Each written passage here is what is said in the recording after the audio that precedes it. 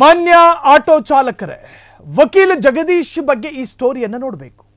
Bike taxi ಪರ ನಿಂತ advocate Jagadish ವಿರುದ್ಧ ಆಟೋ ಡ್ರೈವರ್ಸ್ ಆಕ್ರೋಶವನ್ನು ವ್ಯಕ್ತಪಡಿಸ್ತಾ ಇದ್ದಾರೆ. ಬೈಕ್ ಟ್ಯಾಕ್ಸಿ ಪರ ನಿಂತ ಅಡ್ವೊಕೇಟ್ ಜಗದೀಶ್ ವಿರುದ್ಧ ಆಟೋ ಚಾಲಕರು ಆಕ್ರೋಶ. ಫ್ರೀಡಂ ಟಿವಿ ಬಿಚ್ಚಿಡ್ತಾ ಇದೆ ವಕೀಲ ಜಗ್ಗಿ ವರ್ಸಸ್ ಆಟೋ ಡ್ರೈವರ್ಸ್ ಜಗಳದ ಅಸಲಿಯತ್ತು. ಆಟೋ ಚಾಲಕರು ಮತ್ತು ಬೈಕ್ ಟ್ಯಾಕ್ಸಿ ಓಡಿಸೋರು ಫ್ರೀಡಂ ಟಿವಿಯನ್ನು ನೋಡಿ. ನೀವು ಆಟೋ ಚಲಾಯಿಸುವ ಆಟೋ ಚಾಲಕರಾಗಿದ್ದರೆ, ಬೈಕ್ ಚಲಾಯಿಸುವ ಆನ್ಲೈನ್ ಬೈಕ್ ಟ್ಯಾಕ್ಸಿ ಓಡಿಸುವವರೂ ಆಗಿದ್ದರೆ ನಮ್ಮ ಈ ಸ್ಟೋರಿಯನ್ನು ನೋಡಬೇಕು. ನಾವು ಅವರ ವಿರುದ್ಧ ಇವರ ಪರ ಅಲ್ಲ, ಇವರ ಪರ ಅವರ ವಿರುದ್ಧವೂ ಅಲ್ಲ. ಸತ್ಯ ಅಸತ್ಯತೆಗಳನ್ನು ವಿಂಗಡಿಸ್ತೀವಿ, ಸತ್ಯದ ಪರ ನಿಂತುಕೊಂಡು ಮಾತನಾಡ್ತೀವಿ. ಮಾನ್ಯ ಆಟೋ ಡ್ರೈವರ್ಗಳೇ, ವಕೀಲ ಜಗದೀಶ್ ಬಗ್ಗೆ ಈ ಸ್ಟೋರಿಯನ್ನು ನೋಡಬೇಕು. ಬೈಕ್ ಟ್ಯಾಕ್ಸಿ ಪರ ನಿಂತುಕೊಂಡು ಮಾತಾಡಿದ ವಕೀಲ ಜಗದೀಶ್ ವಿರುದ್ಧ ಈಗ ಆಕ್ರೋಶಗಳು ವ್ಯಕ್ತವಾಗಿದೆ. ಹಾಗಾದ್ರೆ ಜಗದೀಶ್ ಯಾರ ವಿರುದ್ಧವಾಗಿ ನಿಂತ್ಕೊಂಡಿದ್ದಾರೆ? ಜಗದೀಶ್ ಅವರ ಉದ್ದೇಶ ಏನು? ಆಟೋ ಚಾಲಕರ ತಪ್ಪೇನಾದ್ರೂ ಇದೆಯಾ ಇದರಲ್ಲಿ? ಬೈಕ್ ಟ್ಯಾಕ್ಸಿ ವಿರುದ್ಧ ಜಗದೀಶ್ ಅವರು ಮಾತನಾಡಬೇಕಾದ್ರೆ ಅದರ ಹಿಂದೆ ಒಂದು ಉದ್ದೇಶ ಅನ್ನೋದಿರುತ್ತಾನೆ. ಹಾಗಾದ್ರೆ ಆ ಉದ್ದೇಶ ಏನು? ಇಲ್ಲಿ ಯಾವುದು ಸತ್ಯ, ಯಾವುದು ಅಸತ್ಯ? ಆಟೋ ಚಾಲಕರನ್ನ ಕೆಣಕುವ ಕೆಲಸ ಆಯ್ತಾ, ಅಥವಾ ವಕೀಲ್ ಜಗದೀಶ್ ವರ್ಸಸ್ ಆಟೋ ಡ್ರೈವರ್ಗಳ ಜಗಳ ತಾರಕಕ್ಕೇರಿದೆ? ಅದು ಯಾಕೆ? ಬೈಕ್ ಟ್ಯಾಕ್ಸಿ ಓಡಿಸೋರ ಪರ ವಕೀಲ ಜಗ್ಗಿ ಸಾಫ್ಟ್ ಕಾರ್ನರ್. ಬೈಕ್ ಟ್ಯಾಕ್ಸಿಯನ್ನ ಇಲ್ಲೀಗಲ್ ಎನ್ನುತ್ತಿರೋ ರಾಜ್ಯ ಸರ್ಕಾರ, ಅಗತ್ಯ ಅನುಮೋದನೆಗಳಿಲ್ಲ ಎನ್ನುವ ನೆಪ ಹೇಳುತ್ತಿದೆ ರಾಜ್ಯ ಸರ್ಕಾರ.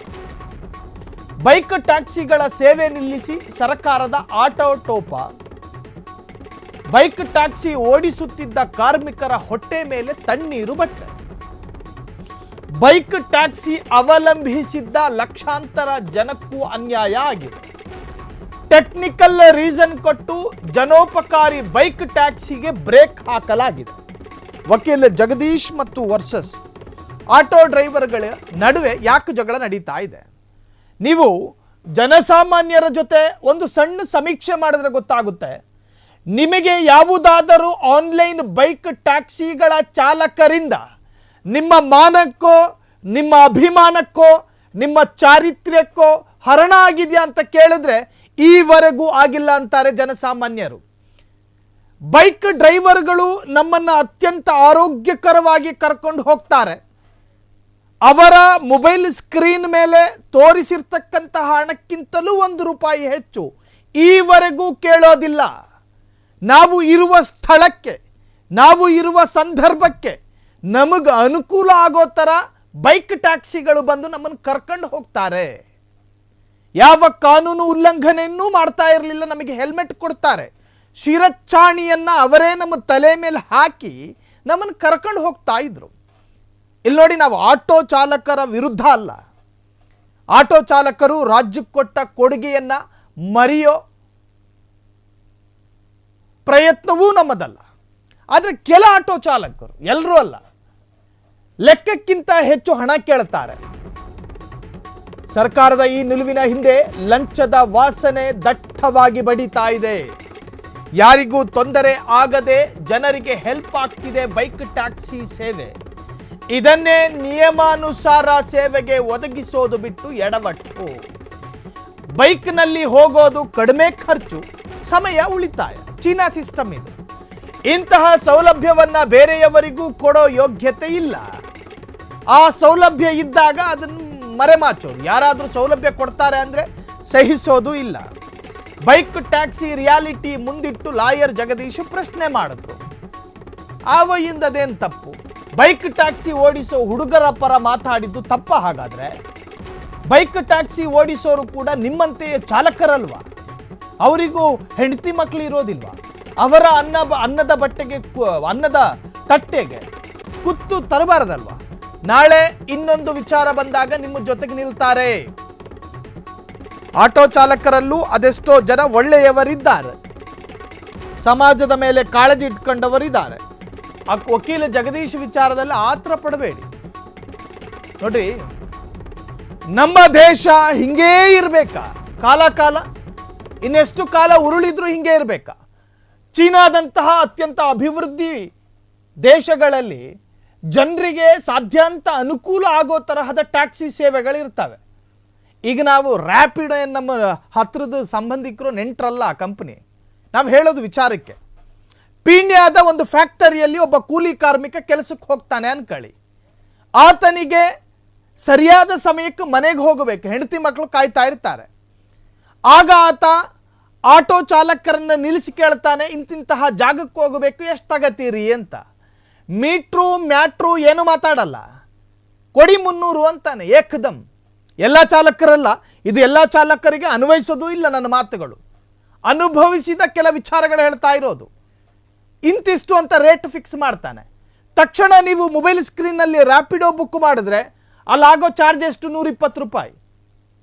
ಒಂದು ದಿನಕ್ಕೆ 300 ರೂಪಾಯಿ ದುಡಿಯುವಂತಹ ಕಾರ್ಮಿಕನಿಗೆ 300 ರೂಪಾಯಿ ಹೆಚ್ಚಾಗುತ್ತೋ 120 ಹೆಚ್ಚಾಗುತ್ತೋ?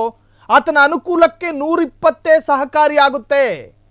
ಈ ತರಹದ್ದೊಂದು ಸೇವೆ ಕೊಡ್ತಾ ಇದ್ದಂತಹ ಆನ್ಲೈನ್ ಟ್ಯಾಕ್ಸಿಯನ್ನು ನೀವು ಬಂದ್ ಮಾಡ್ತೀರಿ, ನಮ್ಮ ದೇಶವನ್ನು ಇನ್ನೂ ಒಂದು 10-20 ವರ್ಷ ಹೋದರೂ ಹಿಂಗೇ ಸಾಯಿಸ್ತೀರಿ. ನೀವು ಜನಪರ ಅಂತ ಹೇಳ್ತೀರಿ, ನಮ್ಮ ಸರ್ಕಾರ ಜನಪರ ಅಂತ.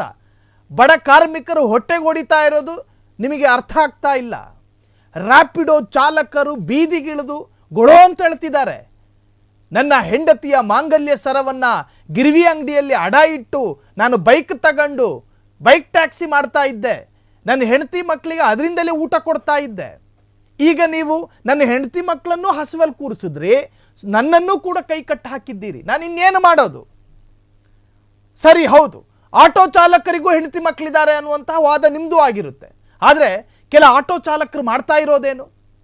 ನವರಂಗು, ಯಶವಂತಪುರ, ಮೆಜೆಸ್ಟಿಕ್ಕು ಆ ಭಾಗದಲ್ಲಿ ಮಂಗಳೂರಿನಿಂದ ಬೆಂಗಳೂರಿಗೆ ಬರುವಂತಹ ಪ್ರಯಾಣಿಕರು ಇಳಿದ ಕೂಡಲೇ ಕೈ ಹಿಡ್ಕೊಂಡು ಎಳ್ಕೊಂಡು ಬರೋ ದರ ಅಂತ. ಏನು ನೋಡಿದವರು ಅನ್ಕೋಬೇಕು ಹತ್ರದ ನೆಂಟ್ರೇನೋ ಇವರು ಅಂತ. ಎಳ್ಕೊಂಡು ಸೀದಾ ಕೂರಿಸ್ಕೊಳ್ಳೋದೆ. ಎಲ್ಲಿಗೆ ಹೋಗ್ಬೇಕು? ಮಾನಸಿಕ ಹಿಂಸೆ ಅಲ್ವಾ ಇದು? ಜನಸಾಮಾನ್ಯರ ಮನಸ್ಸನ್ನು ಕದಿಯೋ ಕೆಲಸವನ್ನು ಸರ್ಕಾರ ಮಾಡಬೇಕು ಅನ್ನೋದಾದರೆ ಬೈಕ್ ಟ್ಯಾಕ್ಸಿಗೂ ಅವಕಾಶ ಕೊಡಬೇಕು. ಅದರ ಅರ್ಥ ಆಟೋ ಡ್ರೈವರಿಗೂ ತೊಂದರೆ ಕೊಡಬೇಕು ಅಂತಲ್ಲ, ಅದಕ್ಕೂ ಒಂದು ಪರ್ಯಾಯ ವ್ಯವಸ್ಥೆಗಳನ್ನು ಮಾಡಬೇಕು. ಎಷ್ಟು ಜನ ಮಿನಿಮಮ್ ಮೀಟರ್ಗಳನ್ನು ಪ್ರಾಯೋಗಿಕವಾಗಿ ತಂದಿದ್ದೀರಿ ಹೇಳಿ ಚಾಲಕರೇ? ಪ್ರಾಮಾಣಿಕವಾಗಿ ಹೇಳಬೇಕು. ವಯಾಲಿ ಕಾವಲಿಂದ ಹತ್ತಿದ್ರೆ ಪ್ಯಾಲೇಸ್ ಗ್ರೌಂಡ್ ಹತ್ರ ಇಳಿಯೋದಕ್ಕೆ ಬರೀ ಮಿನಿಮಮ್ ಚಾರ್ಜು 35 ರೂಪಾಯಿ ತಗೋಬೇಕು. ನೀವೆಷ್ಟು ತಗೋತಿದ್ದೀರಿ? 50 ರೂಪಾಯಿ ಕೊಟ್ಟರೆ ಚೇಂಜ್ ಇಲ್ಲ ಅಂತೀರಿ. ಬೈಕ್ ಟ್ಯಾಕ್ಸಿಗಳು ಹಂಗೆ ಮಾಡೋದಿಲ್ಲ.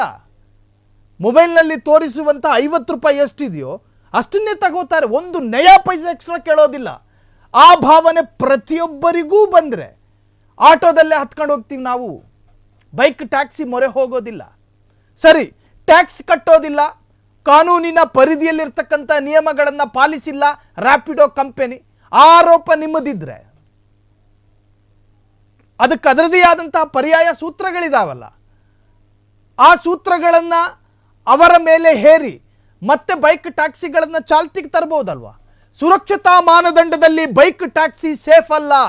ಯಾವ ಸುರಕ್ಷತಾ? ನಾವು ಕೂಡ ಪ್ರತಿದಿನ 2 ವೀಲರಲ್ಲಿ ಓಡಾಡ್ತೀವಿ, ಅದು ಸುರಕ್ಷತೆನಾ?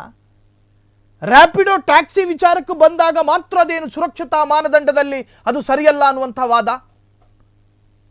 ಹಂಗಲ್ಲ, ಅದಕ್ಕೆ ಅದರದೇ ಆದಂತಹ ಸೂತ್ರಗಳಿದ್ದಾವೆ.